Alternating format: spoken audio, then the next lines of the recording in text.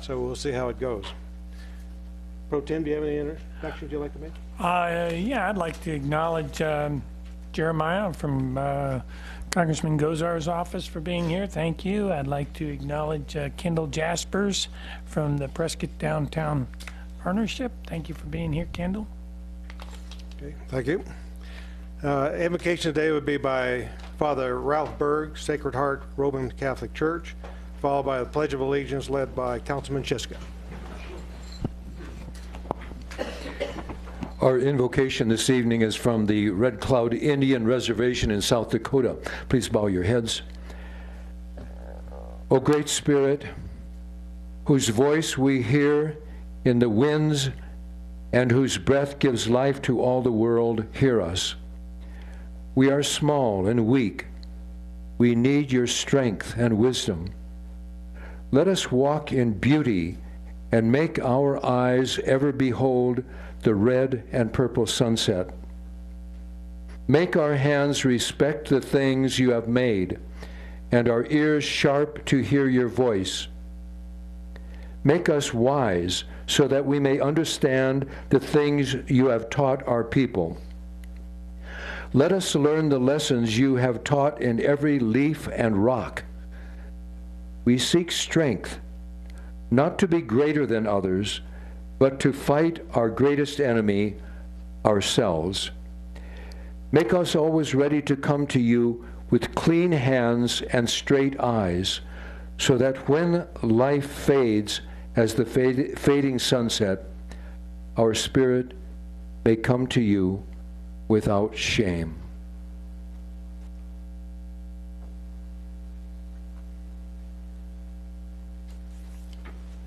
Please join us in the pledge. I pledge allegiance to the flag of the United States of America and to the republic for which it stands, one nation under God, indivisible, with liberty and justice for all.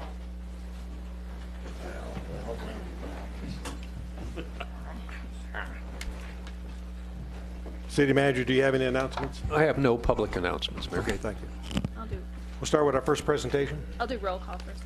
Oh, sorry. Mayor Roll Oberg. call. Here. Mayor Pro Tem Lamerson. Here. Councilman Blair. Yes. Councilman Lazell. Here. Councilwoman Orr. Here. Councilman Shiska. Here. And Councilwoman Wilcox. Here. All present. Okay, now we'll start with our first presentation.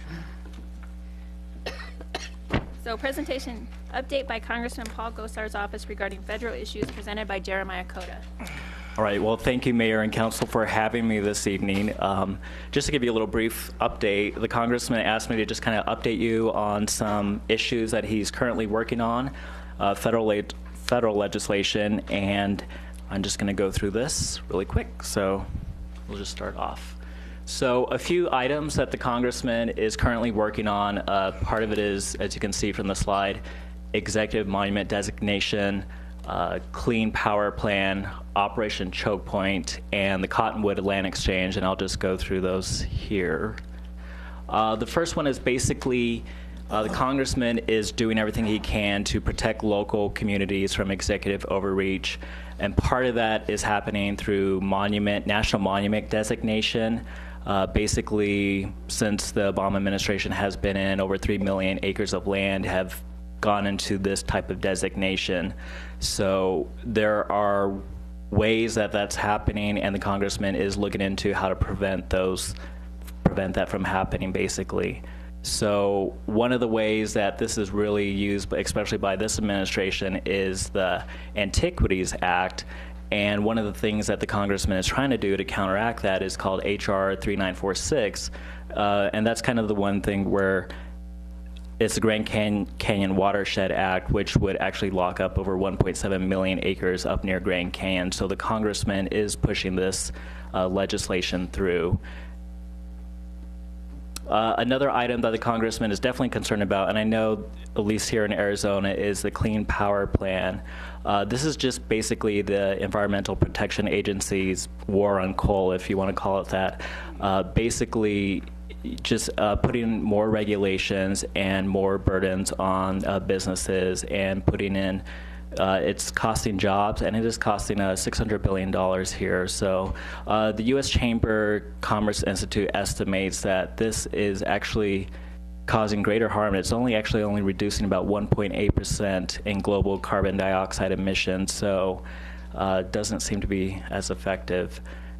And you can see, actually, recent action actually just took place. The Supreme Court actually ruled to basically hold off and told the EPA not to do anything further. So this is good news for the congressman and what he's trying to do. So right now there are 26 states that are suing the federal government. So this is what's going on right now. And this is a recent decision. So right now it's just being put on hold until likely it will go into further in the courts. The second item that the congressman wants to bring to your attention is called Operation Choke Point, which basically is the Department of Justice using their weight to affect policy for things that they don't like, such as it's mainly targeted right now. It's gun shops and gun shop owners, asking for payment processors to basically just target gun shop owners, asking banks not to do business with these gun shops. It's kind of a backhanded way for, I guess you could call it, gun control. So that's something that the congressman is working on as well. He has proposed H.R. 766, which is actually a bipartisan bill, and you can kind of read here on the slide. It would block federal banking agencies from inhibiting the legal right of businesses to use depository institutions. That passed the House just a few days ago, 250 to 169. GOSTAR's amendment, H.R. 766, ensure that financial institutions, if they were asked by the federal government to close or terminate a business account, that the bank would have to notify the business why they were doing so, and that they were asked by the federal government. So the congressman did get this amendment through that legislation, and again, you can see that the legislation did pass. And the last item here we have is the Cottonwood Land Exchange, which is called HR 4473. This was just introduced on February 4, 2016. This basically consolidates some land that Yavapai County has asked the congressman to do in exchange with Forest Service land. So there's basically a checkerboard land in Cottonwood. There's about, let's see, that's the last slide there, but there is about 80 acres of Forest Service land there in Cottonwood that would be exchanged with Yavapai County. So the Board of Supervisors has asked the congressman to do this, and this is the proposal that he has put forth to try to get that moving. And I will take a few questions, but I do want to make the announcement that the congressman will be in town on March 8th at a town hall. It's going to be at the Board of Supervisors room at 6 p.m. And then the next morning, he's inviting all cops for Cops and Coffee with the congressman at Cupper's Coffee House. So that's going to be on Wednesday, March 9th at 8 a.m. So hopefully we can see some of you there. And I will, any questions or... Any questions from the council? Thank you, Jeremiah. Appreciate it. All right, perfect. Thank you for having me. Thanks. Okay, at this time, we'll move on to the consent agenda. Consent agenda. Item A, approval of minutes for the city council meetings held on January 26, 2016 and February 2nd, 2016. Item B, approval of a city contract number 2016-162 with Yavapai County for the transfer of radio tower equipment utilized for the Arizona Interagency Radio System. Item C, adoption of ordinance number 4965-1503, an ordinance of the Mayor and Council of the City of Prescott, Yavapai County, Arizona, approving the First Amendment to City Contract number 2007-112, a lease agreement with New Singular Wireless, PCS LLC, for wireless communications facilities located on city-owned property at 1475 North Sundog Ranch Road, Prescott, Arizona.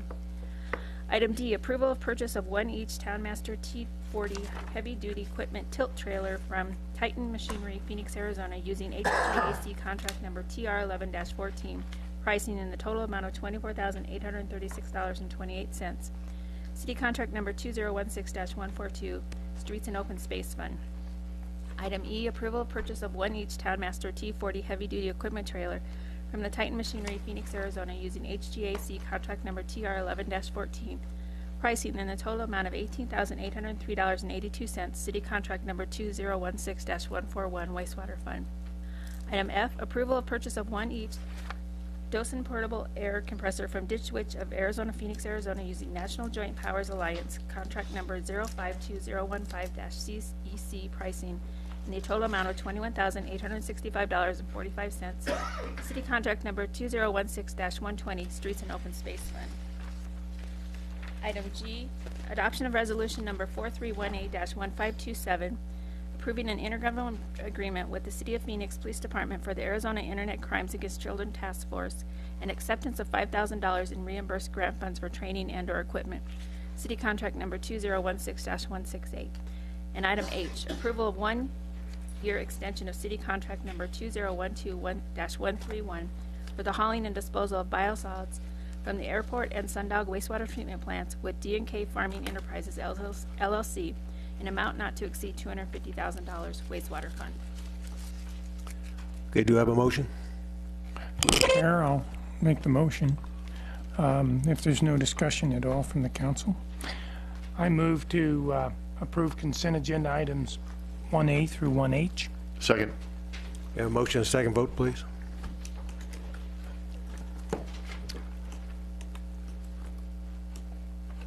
Passes unanimously. Okay, we'll move on to the regular agenda. Item A. Item 2A, adoption of resolution number 4315-1524 regarding temporary suspension of the acceptance of applications for new water service agreements.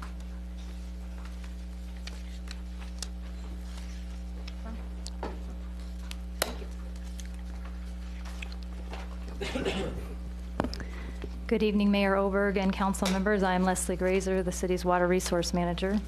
I'd like to begin with some background on the current resolution and the term of alternative water.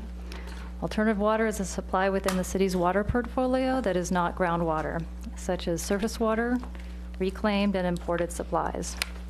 For calendar year 2015, 100 acre-feet of alternative water was made available or budgeted for new development by this resolution. The previous one, or the existing one, I should say. On October 27th, 2015, presentation to the council described requests for allocations made through pre-application conferences and subsequent water service agreement applications, which in aggregate was 380 acre-feet, substantially exceeding the 2015 alternative water budget of 100 acre-feet. To address this situation, the Council Water Issues Committee met on October 30th, 2015, formulated recommendations, and presented them to the full council on November 10th, 2015. Following discussion, a two-part action plan, an interim and a long-term, was settled upon and formalized by the adoption of Resolution 4310-1519, which is the resolution currently in place. Since the adoption of the resolution, the Council Water Issues Committee has been kept up to date regarding the progress on issues that necessitated the temporary suspension of accepting new applications for water service agreements. As discussed with the committee at their meeting on February 9th, 2016, the purpose of the extension is to enable negotiations to finalize contractual obligations pertaining to the grant of easement and agreement to furnish water dated May 16th, 1974, and to prepare an update to the city's water management policy to reflect current circumstances of water resource availability. To summarize, the Council Water Issues Committee on February 9th voted to recommend that the City Council adopt resolution number 4315-1524, which is up on the screen now, which does the following. It extends the temporary resolution to April 5th, 2016. It includes an additional exception that allows for residential building permits, the applications that were filed after November 3rd, for projects less than 4 dwelling units to be administratively approved.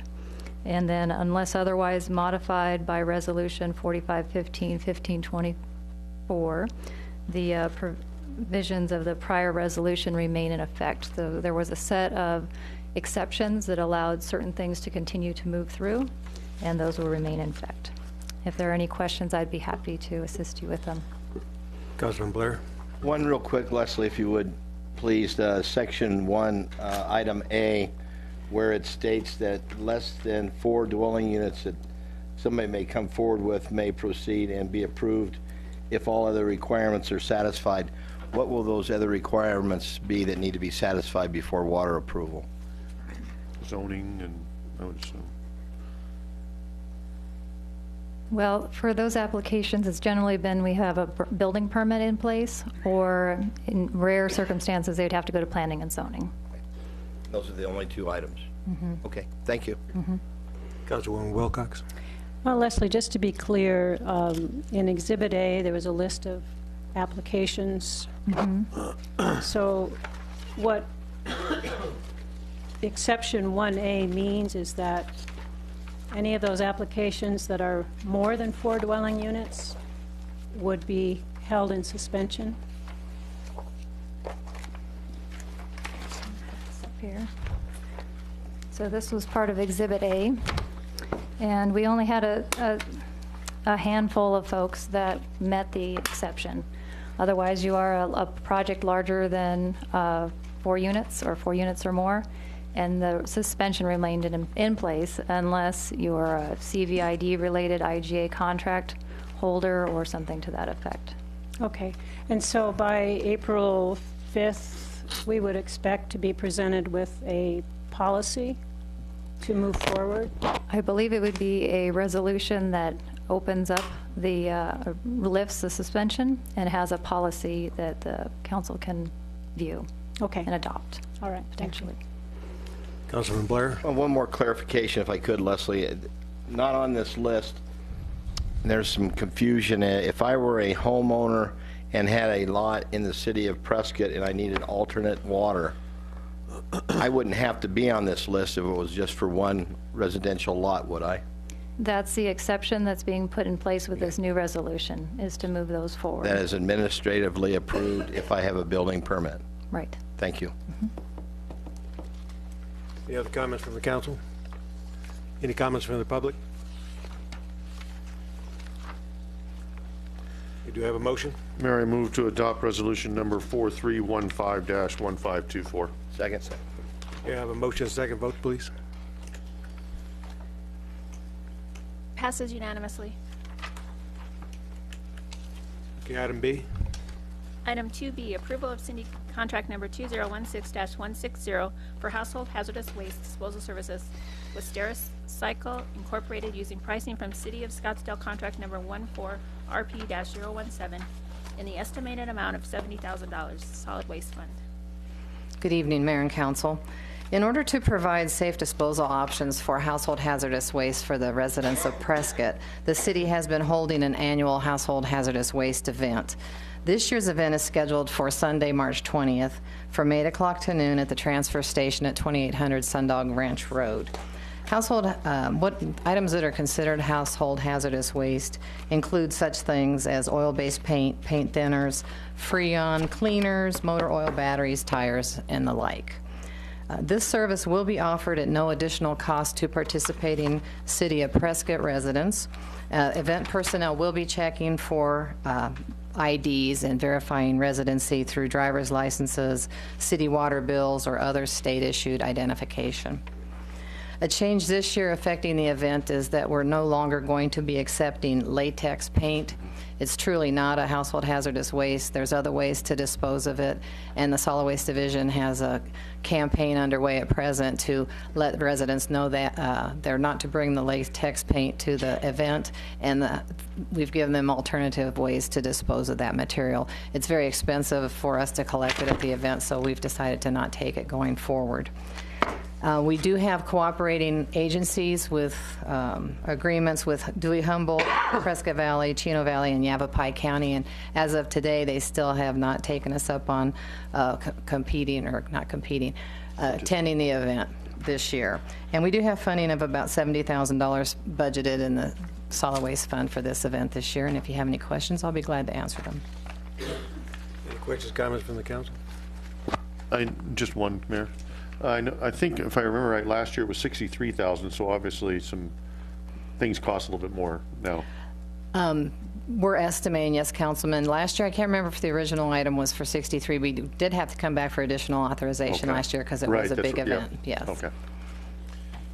Hopefully, like I say, we're working our way out of the business by educating the residents. No, this is a great program to get everything out of everybody's shelves. And yes. Yeah. Any other questions from the council? Any questions from the public? Steve Silvernail, 820 Sheldon. What are the other ways that you get rid of latex paint? You let it dry. There's also a chemical you can buy at any hardware store that sells paint. You add it to it, and within probably 10 minutes, it becomes a solid. What you do is you let it dry, and when it's a solid, it's now inert, and it can be disposed of in a landfill.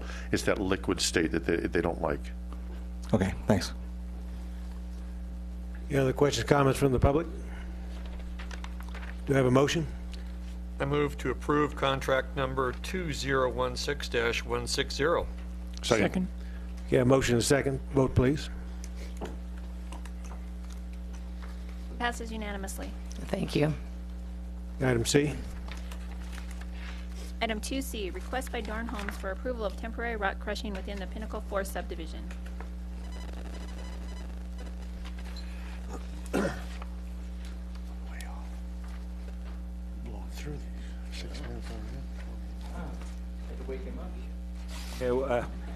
Good afternoon, Mayor and Council member. Here, I was going to say I'm looking for a missing person here, but here is Steve. Thank you. Sorry about that. Typically, grading permits for this type of work aren't in our public works purview. Sorry, I was just trying to run back here because I knew this was coming. Try to dance around. Thank you, Henry. You want some oxygen? Thank you. City code requires that the council consider this type of action and similar type activities. Dorn Homes has requested the council's consideration of a rock crusher in their Pinnacle 4 subdivision. And the Dorn Homes has had a great history working with the city, adhering to permits. When issues come up, they proactively resolve them. So if there was any questions, we are confident that they will address them. Steve Davis from Dorn Homes, the applicant, is here to expand on what they're proposing. And when I catch my breath, I can answer any questions. Thank you. Also, we have an email from George Sheets saying that Prescott supports the proposal as long as Dorn Homes works out the scheduling details with Prescott Lake. So I just want to add that. We're aware of that too. Councilman Blair? Curiosity. Yes. Open blanket on how long they can use the crusher, or is there going to be a specific time for that? There are, in their request, they're looking at up to 5 consecutive days, a maximum of once a month for a period of, I believe it's 6 months, until September of this year. And that's part of the notification that the HOA was requesting, is that they would know in advance when those days were. Councilwoman Wilcox. Thank you. Steve, can we require fugitive dust mitigation as part of this action? That, Councilwoman Wilcox, that type of mitigation is already included in our types of permits, but if the council wishes to include an additional consideration for that, that could be part of the permit. And could you explain what the mitigation is? Usually, when you have any kind of fugitive dust issues, it's related to the amount of water that's used to minimize the dust going into the air, limiting it as fire does occasionally, depending on wind. If it's unusually windy for a certain day, you may want to limit the rock crushing, which you generally know a few days in advance of when it's very windy. Okay, thanks. Councilwoman Orr. You know, Steve, I know that they will be communicating with the Prescott Lakes residents. They do that very well. However, I'm concerned about the outlying neighborhoods, that they also know what's going on. So just that information's also distributed. I think if that's the council's direction, Dorn would comply, and I think Steve Davis could respond to that if he needs to. Okay, any other questions, comments from the council? Any from the public? Okay, do I have a motion? Mayor, I move to approve the request, permit temporary rock crushing activities within Pinnacle 4 residential subdivision as set forth by the council agenda memo. Second. Or, yeah, that's the one, yeah. Okay, I have a motion and a second vote, please. Passes unanimously. Okay, item D. Item 2D, adoption of ordinance number 4968-1506 regarding sign code amendments. Ordinance number 4968-1506, an ordinance of the mayor and council of the city of Prescott, Yavapai County, Arizona, amending the Prescott City Code Title 8, Chapter 8.2, City Right-of-Way, and Chapter 8-6, Signs in the City Rights-of-Way, and Section 8-2-4, Exemptions, and amending the Prescott Land Development Code, Article 12, Article 12, Article 6, General Development Standards, Section 6-2, or 12, Signs, subsection 612-0.5, Permitted Signs, Paragraph C, Temporary Sign Standards.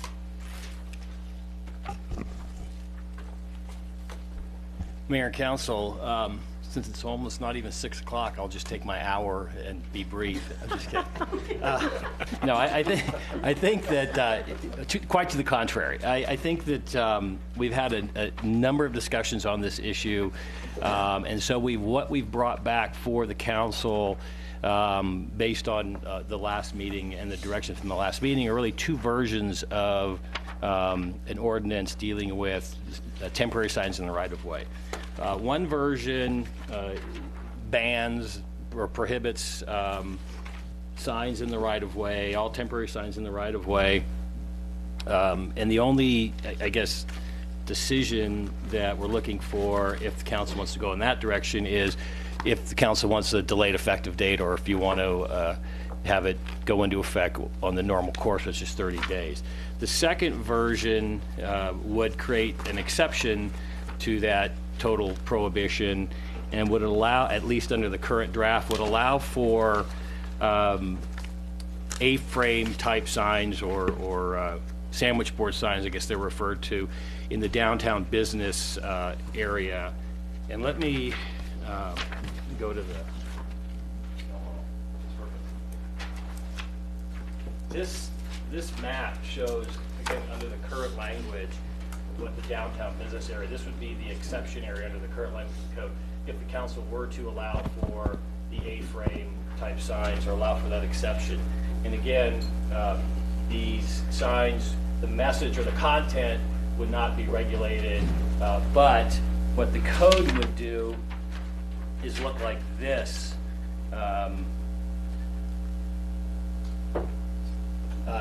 Which the only language change in 824, section 824 of the city code, paragraph K, is the language in all caps. It's located in the downtown business area.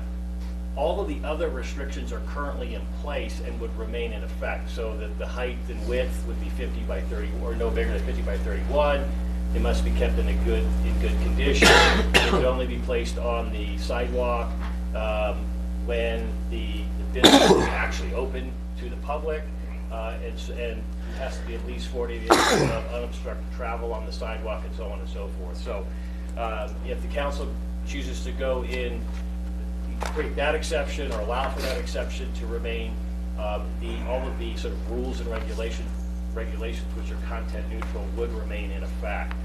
So at this point, it's I would turn it over to you, unless you have any questions, to discuss, version A, version B, and of course there's always the, well, I guess there isn't the do nothing option in this case. The problem we have, as we've discussed, is allowing for a total ban or providing for a total ban, or really having no limitations whatsoever under our current city code. We'd have to revamp it to allow for sort of an unlimited temporary signage in the right-of-way. Councilman Blair.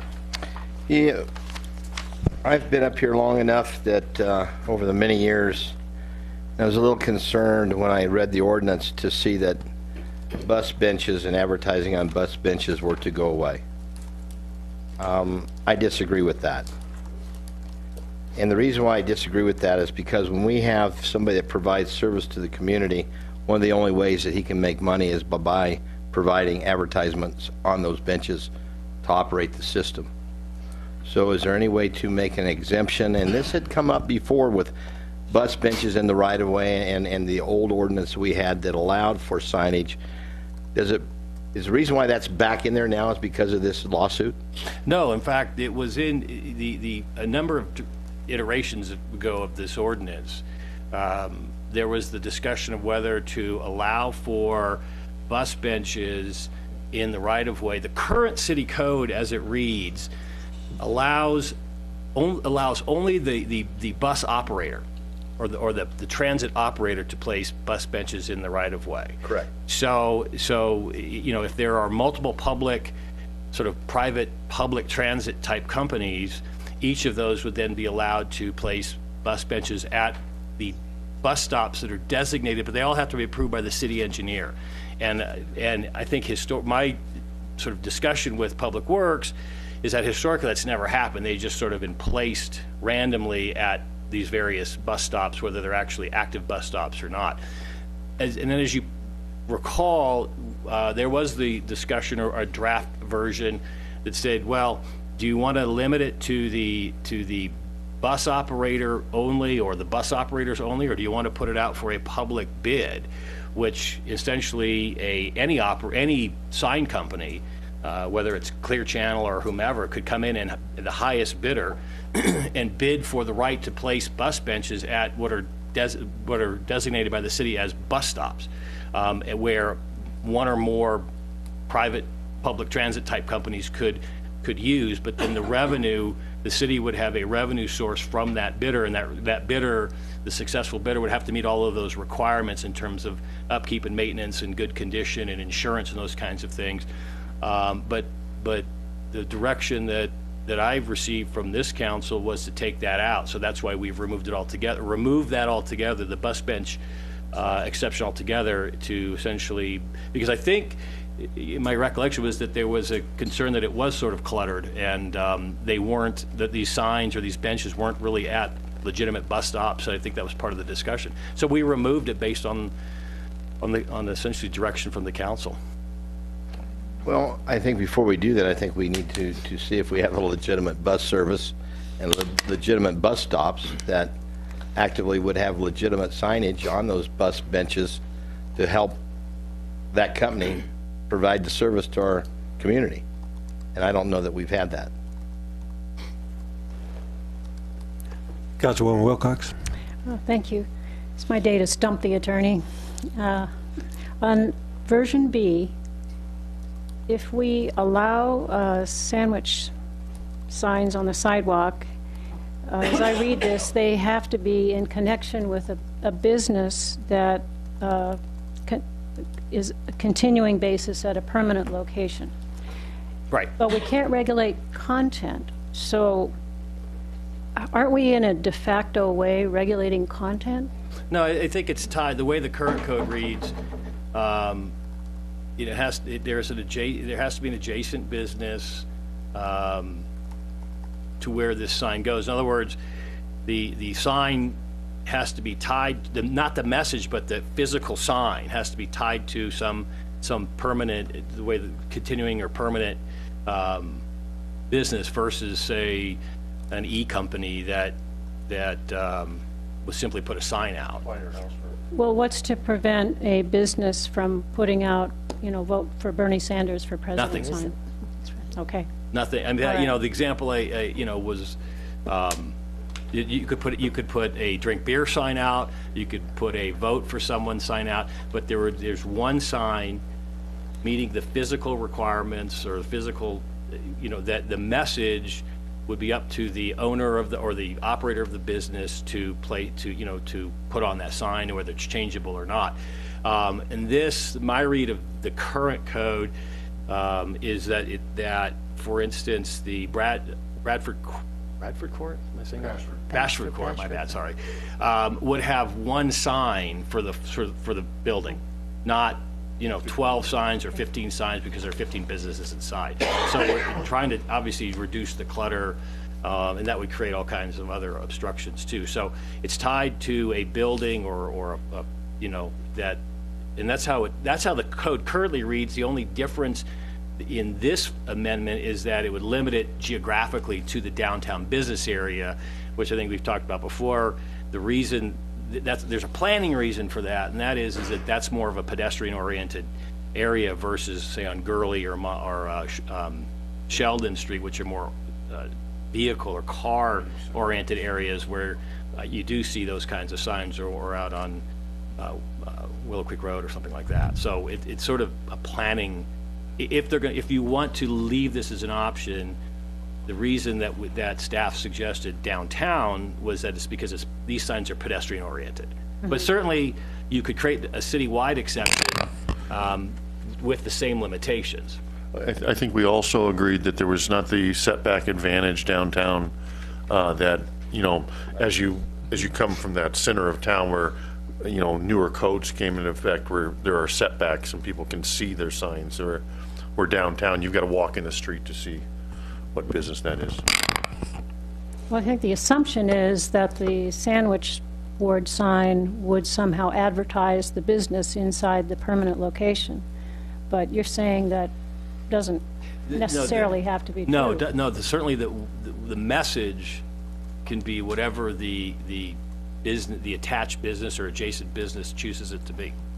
Okay. So if, for instance, if we have a church, which we do, church downtown, they would be able to put up a sandwich board advertising whatever they choose to do. If it's Whiskey Row, same thing. Okay, thank you. Councilman Lozelle. I forgot.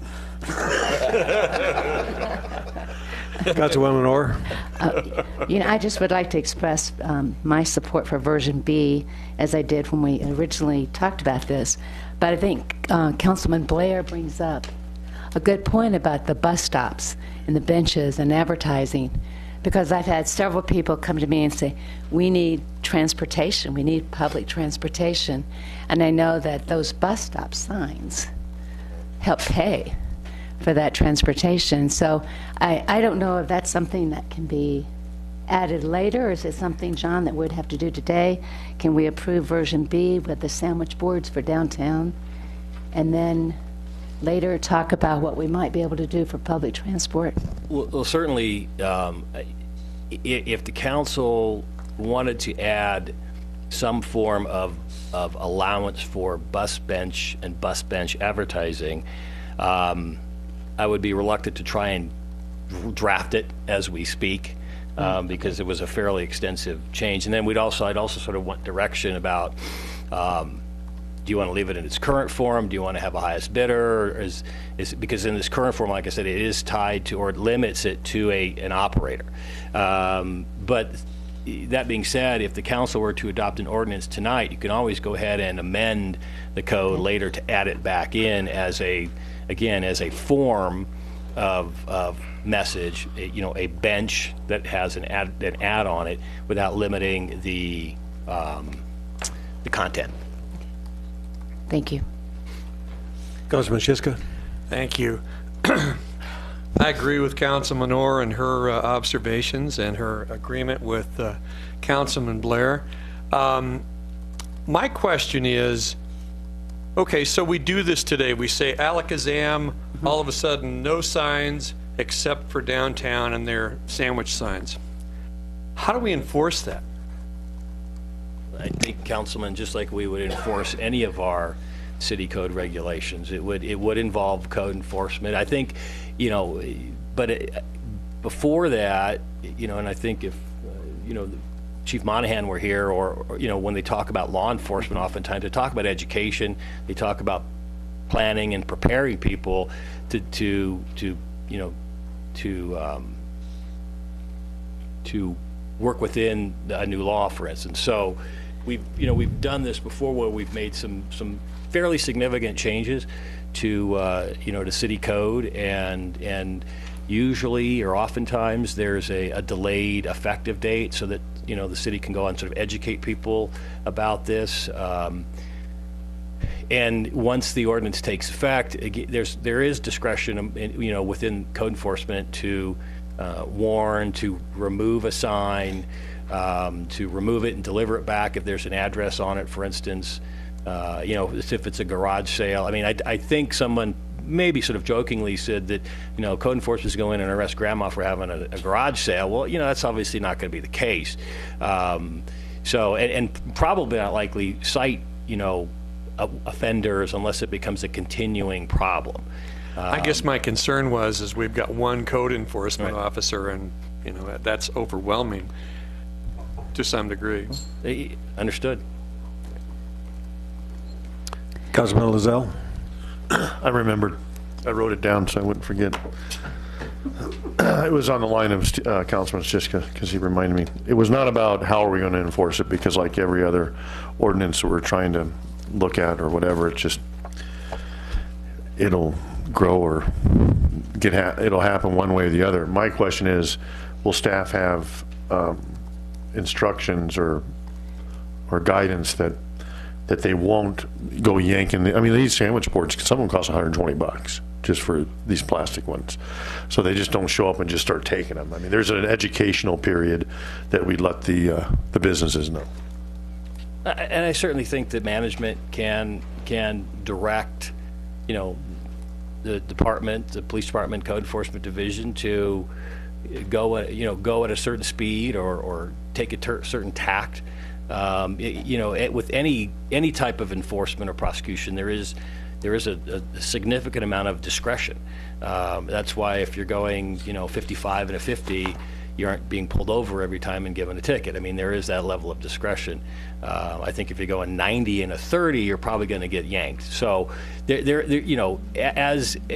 there are sort of scofflaws or those types of things, and frankly, one of the issues is going to be political campaigns. They're going to take educating.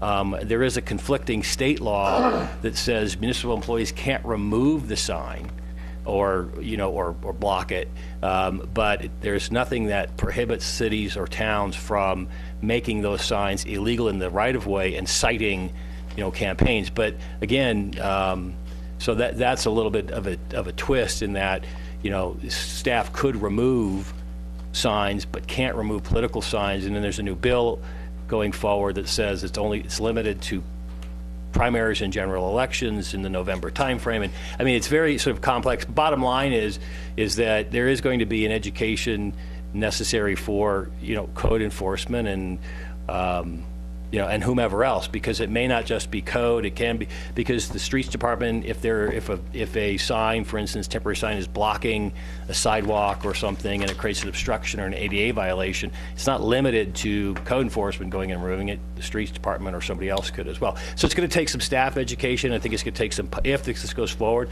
it's going to take public education.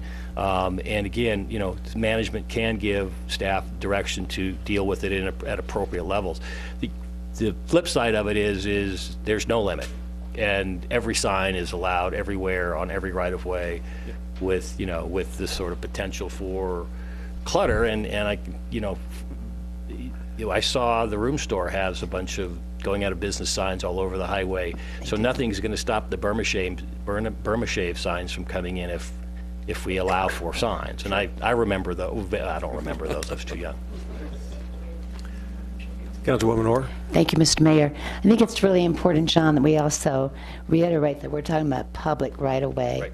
Because I have a friend in the audience that called, because she often puts a sign on her private property, which will be allowed. Right, and the Community Development Department sort of faced, as we talked about this before, this is sort of part one, right-of-way, temporary signs in the right-of-way. Community Development and Legal Department are working on working on the Land Development Code, signage issues, because there are some inconsistencies there that are content-based. In other words, we regulate certain signs based on content, which we now have to change, but that's Land Development Code, and it's frankly a little bit more complex and complicated, so that's taking a little bit longer. This was a little bit more straightforward, I think, in terms of, for lack of a better term, an all-or-nothing approach. Councilman Blair. Just real quick, back to the bus bus deal. You know, until I think this council or this community decides that we want to address bus services in a different way. I look at the little ladies that were on the bus the other day that I was watching, and you have a valid bus system that's in this town that runs 8 to 5 Monday through Friday and has a designated route. To allow us to come in as a government to preclude them from having signage on businesses is what they rely on to function with. And also those people that are on those signs, one of them may be me that has a contract for 6 months. Now all of a sudden I'm being told that you're out of business or I can't have my sign on those benches. I think that there needs to be some further discussion about, in particular, dealing with the public in a bus service that serves the community and uses those bus benches as part of their operating costs. So just my thought. Mayor Pro Tem. Thank you. I've got a couple of deals I'd like to ask. Number one, ordinance, the way that I'm reading it, talks about right-of-way. Doesn't necessarily say exclusively sidewalk. Talks about city-owned public right-of-way. That's a question, if you could clarify that a little bit.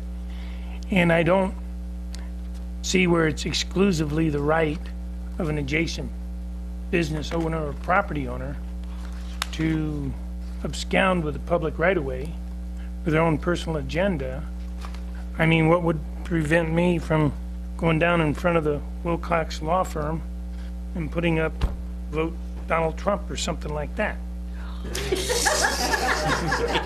You see my point? I mean, To answer the second question would be common sense, but again, I won't interject politics in this. So the right of way is correct. The right of way is the right of way. It's the city right of way. It's defined in Title 8 of the City Code, and you're correct. It's not just sidewalks. It's the city right of way. So the pavement and the curb and the gutter and perhaps even some dirt area adjacent. And I know there were questions about, well, where's the line between the private property adjacent and the right of way, and without having surveyors go out and mark every line, it's not going to be that easy to tell in some instances. But the whole idea is that if you're going to put up a temporary sign adjacent to the right-of-way, at least the intent is you go get the adjacent property owner's permission to put that sign up.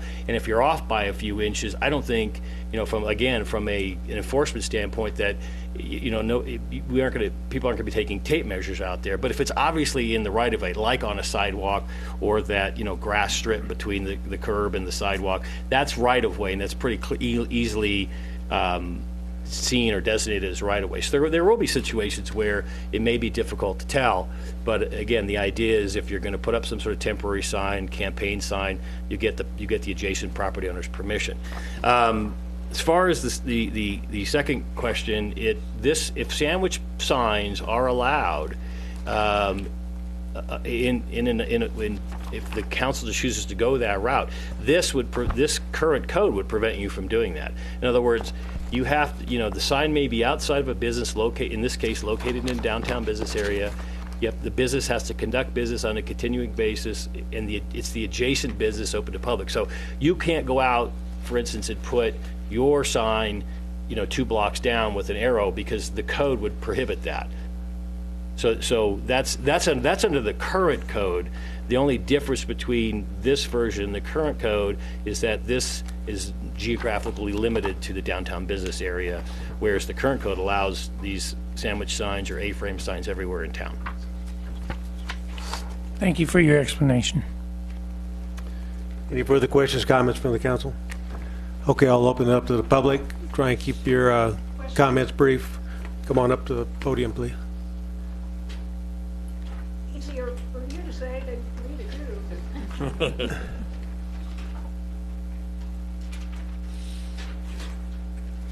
Thank you. State your name, please. Perfect. Where you live. Okay.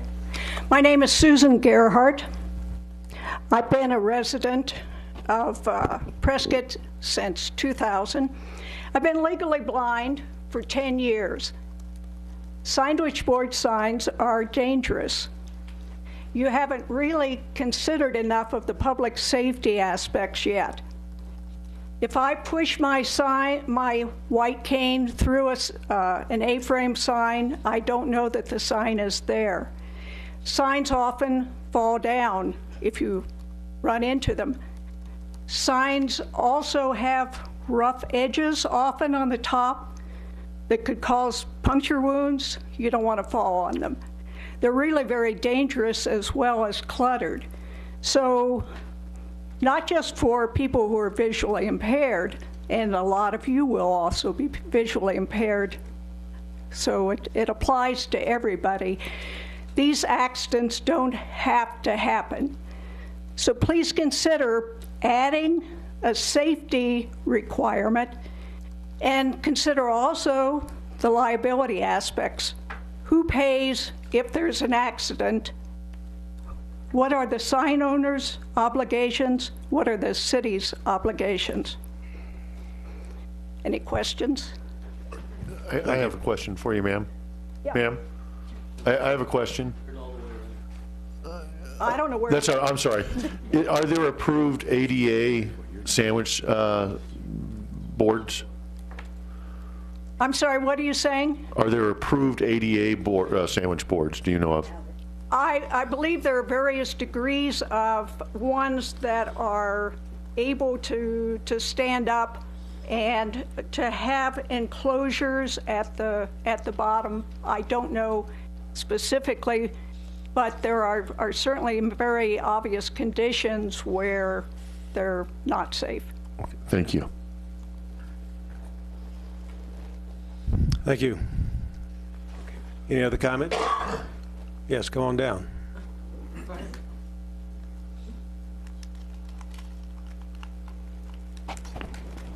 Good evening, Mayor, Council. Sandra Smith, 701 Whites Bar. I haven't run into too much trouble with the signs outlying. If there's one in the way and I ask the business owner, could they please not park it in the middle of the sidewalk, they usually do and keep it off. Where the trouble is on the outside of the square. Now, I don't know, this says it's supposed to be 48 inches clearance. When was the last time you guys found 48 inches clearance along the outside walks of the square? There's tables out there, there's signs out there, there's planters out there. My chair requires at least 3 feet clearance. And there's a lot of times where it's a tight fit. And that's true of scooters or manual wheelchairs or people on walkers. So you want pedestrians to come into the community, into the downtown area. This is something you need to look at, because there's really, when you get all these tables and chairs and benches, and it's not that I have an objection to bus stop benches. They're not the ones that are the problems. They're over on the square side where the courthouse is, and they're out of the way. They're off on the grass. They're not on the walkways. It's the ones on the outside part of the square that are the problem. And it's not, again, that I have anything against the businesses trying to do business. It's not that, but they need to, something needs to move. And I don't know what the move is. Now, like Noah's out on off Whites Bar, or off Montezuma, actually, between in there.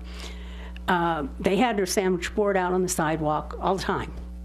And I went in there and I asked them very nicely, I said, explain the problem. And it hasn't been there since, and that's been over a year. The car wash up on Sheldon used to keep their sandwich board out on the sidewalk. Again, I asked them, they moved it, and it stayed moved. They just didn't think. And that's mostly the problem with those, is they just don't think, because they don't have to think. Once they realize, then they move them. But downtown is a whole different thing, because you've got a lot of other obstacles out there besides the sandwich boards. So just something to think about. Okay, thank you. Anybody else? Steve Silvernail, 820 Sheldon. I'm the owner and operator of Prescott Whipple Stage and Transit, or Prescott Transit, which is city bus. Gene, I like the way Jim thinks. Let's go with the Trump sign. Couldn't help that. I'm sorry. Interesting. You know, I hadn't really considered the effect of sandwich boards on sidewalks with people that are visually impaired. I was talking to Tommy Meredith at his place of business. I'm not going to say what we were doing, just we were chatting there. And he mentioned that there was a sandwich board that was on Whiskey Row in the middle of the sidewalk that people had to walk around. I didn't give it any thought. He said that he stumbled over it. Well, you know, he comes from a bar. What do you expect? But seriously, there's probably something to the idea of maybe we are impeding traffic on a sidewalk. As for the current situation of the city bus, the city engineer approved all those sites. It was called for in the ordinance, and they did it. In addition to which, the ordinance also says that the city will paint yellow on the curb and sign it, saying that this will be a city bus stop. There are a total of 23 of those benches in the right-of-way. There are more than that that are authorized by the city engineer, or that were authorized by the city engineer. Quite frankly, I don't know who the current city engineer is. We have never been back to him to say, we need more of them, or we need less of them, or we need to move them, or we need you to paint and sign them, because that hasn't been done.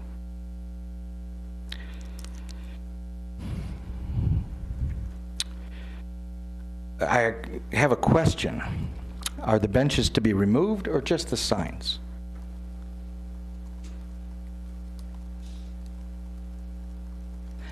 I'm kind of asking that to just not have signs on the benches. The benches would remain there. Okay, well then, I would have to agree that they would become unsightly. The signs make them look a lot better. Without the benches, it would be pretty difficult for some of the passengers, as you probably could understand, that we have a lot of them that don't walk well, if at all, and they stand even less. So I think that there's a real need for these among our business community. It was interesting. This lady just came out with a really great phrase. It's just businesses trying to do business. I'm pretty sure that's in our best interest. But hey, I could be wrong. Ask my wife. This is a cheap form of billboard advertising that benefits not only the businessman in his endeavor to put forth his product or his service, but it also provides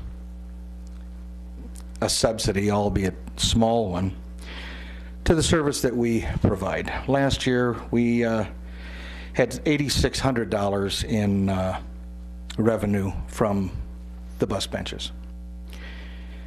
Without counting all the costs, in other words, I don't charge for management, I don't charge for space.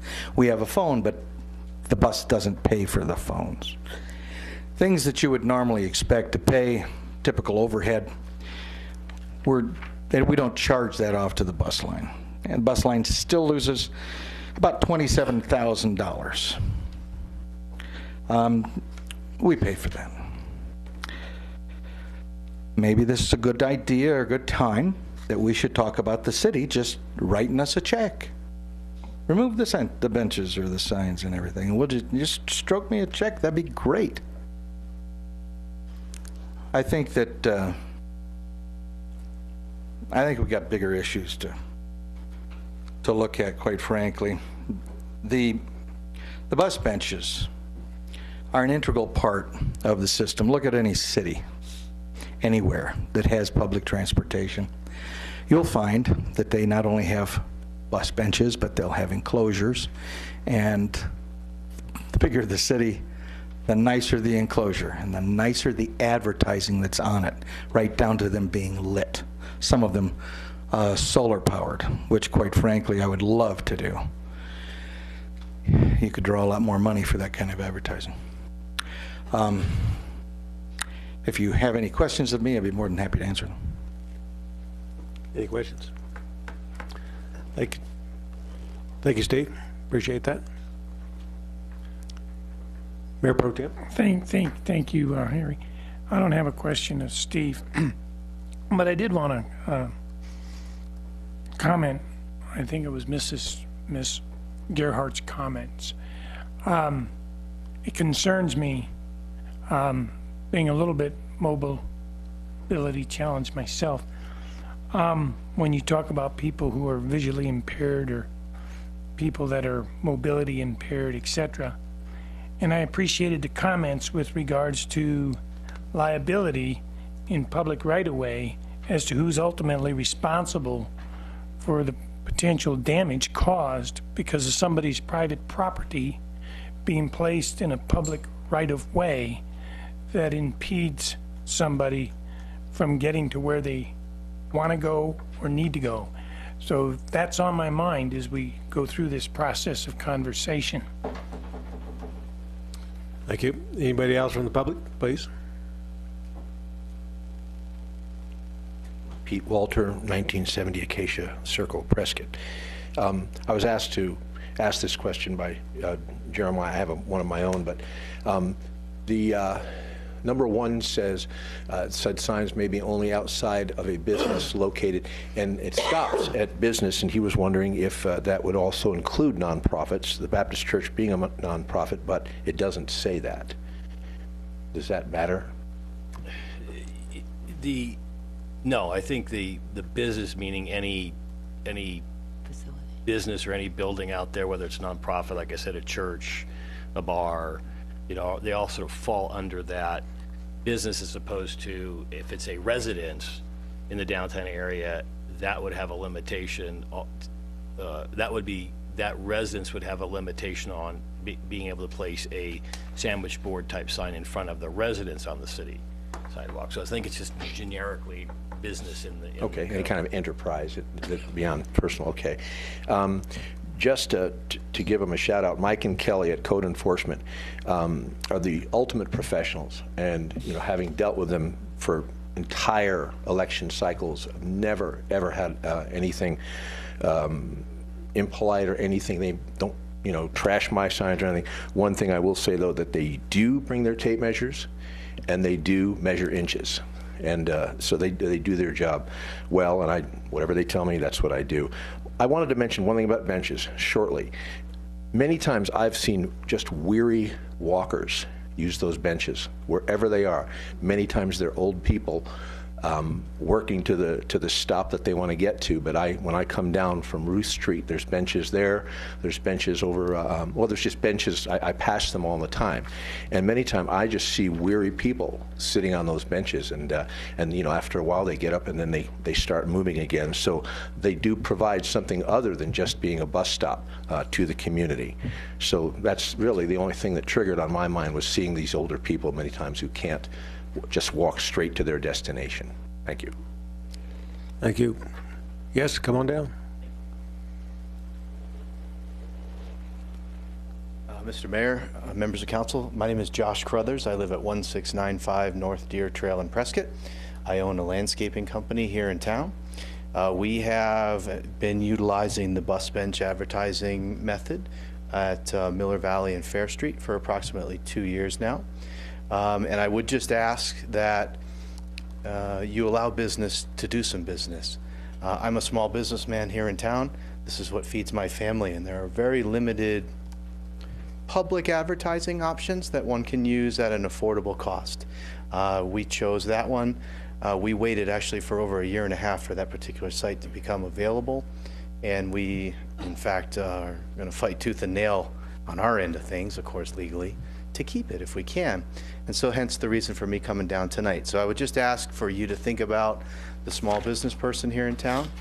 the people who are walking, utilizing the bus service, and, you know, vote or provide some type of exception for the bus benches tonight, because I'd be afraid that if we didn't, and it was a, you know, a valuable service to our community, that would kind of get washed away and get forgotten about and be overruled. So I would just ask for your consideration to keep the advertising on the bus benches. Thank you very much.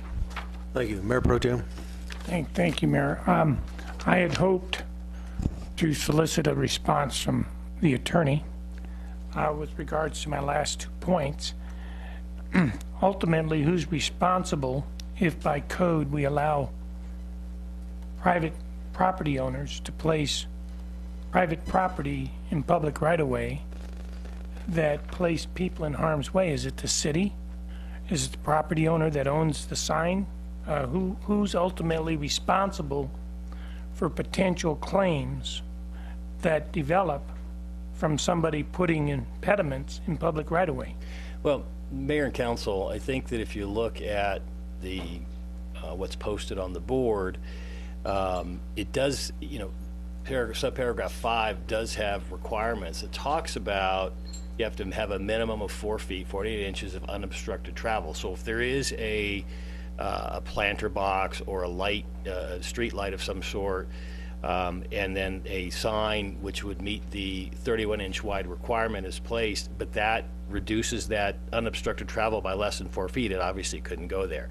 It also talks about, in the downtown area, all signs have to be placed close to the outside curb versus closer to the business. So, in other words, the sign is, you know, under the code, it would read, would be placed basically at the outside curb rather than adjacent to the building, and still have to leave 48 inches of unobstructed clearance. So when it comes to liability, you know, the sort of cliche is that nothing prevents someone from suing the city, but as far as the ultimate liability goes, it would likely be on the property owner who put the sign in the right-of-way, especially if they didn't follow city code in terms of if it was too big, if it didn't allow for enough clearance, if it was in bad condition. You know, sandwich board signs, you know, aren't inherently dangerous. It's not a nuisance or something that, in legal terms, it's going to be a dangerous obstruction. That's not to say that people may or may not trip over those, but I can tell you that in the 3 years I've been here, we've not received a single claim from anybody in town, and knock on wood, that, you know, has tripped over or fallen over a sandwich board sign. I asked my staff, who've been here longer than the 3 years I've been here, if they've ever recalled getting any kind of notice of claim or lawsuit, and they can't remember any either. So we're sort of talking in hypotheticals. I understand the opposition in terms of these signs being a potential obstruction, but the code in its current form, you know, talks about have to be in clean condition, good state of repair, those kinds of things. So I think that if a sign is sort of just leaned over or fallen over in the middle of the sidewalk, that doesn't meet the intent of the code, at least in terms of good state of repair. You know, obviously it should be in the proper form, and allowing for 4 feet of clearance, not obstructing you know, pedestrian traffic. So it does meet the ADA requirements under the current code. And if some sign were a hazard of some sort and somebody tripped over it, I think the city would, you know, from a defense standpoint, would certainly point to the property owner who put the sign out there, especially if that property owner didn't follow the city code. Thank you. Now you clarified exactly what I needed to have clarified. And I think anytime we talk about an issue like this, it's important to help educate the public. If you're going to go stick something in the public right away, you're responsible for what happens. You know, frankly, it's not a lot different than, you know, if somebody parks a bicycle, chains a bicycle to a street lamp, and somebody trips over it. The owner of that bicycle could be ultimately responsible for the injury caused by being a park. I'm not picking on bicycles, by the way. Somebody ties a dog to a light post, and I'm not picking on dogs either. But you know what I mean? There is a reasonableness standard for people to use the public rights of way, including sidewalks. So if somebody creates an obstruction of some sort in the right of way, it's that somebody who is ultimately, at least we would argue, ultimately is the responsible party for any kind of injury that would result from it. Thank you. And I don't consider sandwich boards and park benches and bus stops the same way as I consider private property that's put in the public right-of-way, such as sandwich boards, if they don't follow the code that's in place. And I think it's important for the private sector to understand you're ultimately responsible. Steve, go ahead. I would agree with John, property owner. However, I don't think our litigious society will buy that. I think it'll go after the city no matter what, which is why I have been required to have $1 million liability policy in place. You guys are, the city is named as additional insured. Okay. Any other comments from the public?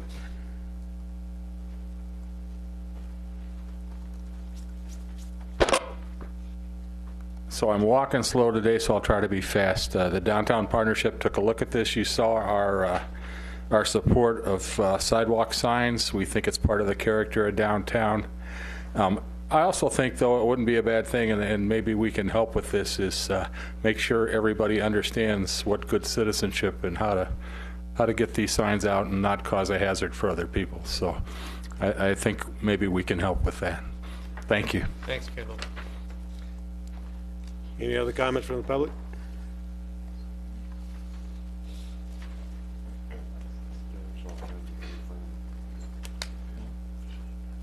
My name is Daniel Matz, and I live over on Merritt Street. I think you've got a real good start here, but I do think something should be done about bus benches, because I think advertising on bus benches is pretty much, it's the way things are done.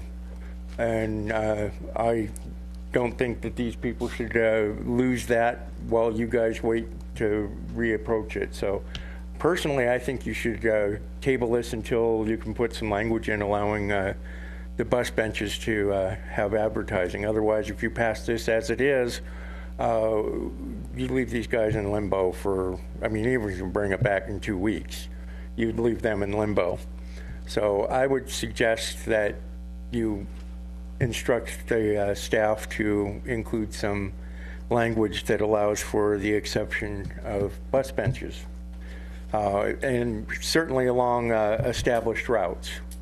And I think Steve made it pretty clear that there's already a process in place for how he gets those put up where he has stops established. So I don't think we have to worry too much about people just putting them up willy-nilly. I think you already have that process established. Thank you. Thanks, Dan. Anybody else?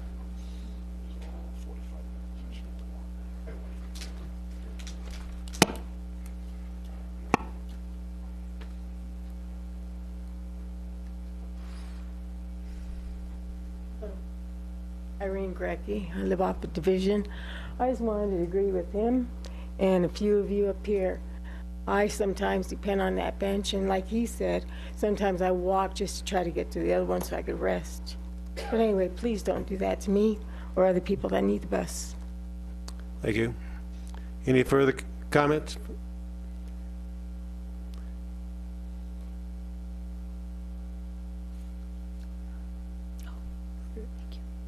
Councilman Orr? Councilwoman Orr, I'm sorry. Yes, I guess I would like to, John, approach the question again. Could we move to adopt ordinance version B and add to that accommodating advertising on existing bus benches as they are today? Well, I think, Mayor and Council, you have, both versions have strike or delete section 8.2.17, which is the bus bench provision. That's section 5 in version B and section 4 in version A. If you choose to adopt version B or A and strike the respective sections that delete the bus bench provisions in its entirety, it would leave that provision in. Second. So, but the concern is that, well, we don't have, I mean, I don't have the current language of bus benches in front of me, so, you know, I'm not sure what the intent of the council is, and it hasn't, you know, it's been looked at in terms of a couple of variations, but we haven't brought, since the instruction of the council a number of weeks ago was to get rid of the bus bench provision, we haven't really looked at that. So I guess your options are, you could, really the only practical options are to, if you want to adopt an ordinance, strike 5 or 4, which would allow the current bus bench language to remain in place without any changes, or continue this item until another 2 weeks, and then we can discuss further if there are any needed or changes to bus benches. I don't think bus benches have been the problem, and I would agree with Billy. I think we move forward with B and scratch bus benches. Okay, do you have a motion to that effect? I so move. Second. So just to clarify, the motion is to approve ordinance number 4968-1506, version B, striking section 5 and renumbering the remaining sections appropriately. Correct. Right. Did I have a second? That's what I said. Second. Steve second. Motion and a second. Vote, please. Passes 6-1, Councilwoman Wilcox dissenting. Okay, that completes our agenda. As I said before, I like to always close out with a little bit of our Founding Fathers' wise words. If you had been to the earlier meeting today, you realize there's a lot of bills being presented right now at the legislature, and a lot of those could have a tendency to limit our ability to govern here, as well as our ability to fund critical essential services for the city. Just like the state doesn't like the federales coming down and limiting their ability to do things, we don't appreciate it when the state does that to us too. And it was interesting that John Adams, second president of the United States, said, "The jaws of power are always open to devour, and our arm is always stretched out, if possible, to destroy the freedom of thinking, speaking, and writing, and in our case, governing." Thank you. Good meeting, Eric. Thanks for wording our